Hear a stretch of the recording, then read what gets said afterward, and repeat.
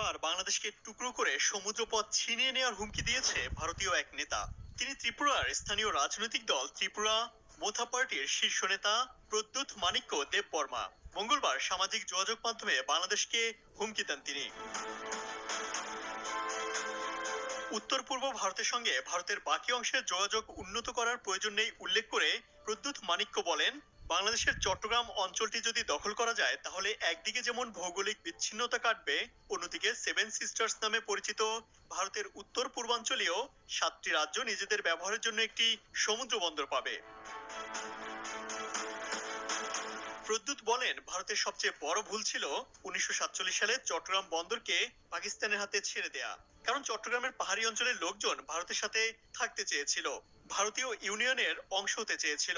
এখন সেই ভুল সংশোধনের সময় এসেছে। ত্রিপুরার এই রাজনৈতিক নেতা লেখেন, বাংলাদেশের আদিবাসী জনগণের সহায়তা নিয়ে আমরা সমুদ্রে যাওয়ার পথ তৈরি করতে পারি।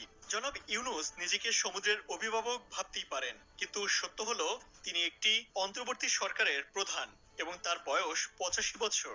এটাও আমাদের মনে রাখতে হবে যে চট্টগ্রাম থেকে ত্রিপুরার দূরত্ব মাত্র কয়েক মাইল। প্রদ্যুৎ তার পোস্টে আরো লেখেন, সড়ক ও রেল যোগাযোগের জন্য কোটি কোটি রুপি খরচ না করে আমরা বাংলাদেশকে ভেঙে সমুদ্রপথ নিজেদের নিয়ন্ত্রণে আনতে পারি।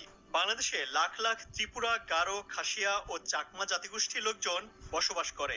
বর্তমানে তারা সেখানে ভয়াবহ অবস্থায় রয়েছে। যদি আমরা অগ্রসর হই তাহলে নিজেদের স্বার্থেই তারা আমাদের পাশে দাঁড়াবে।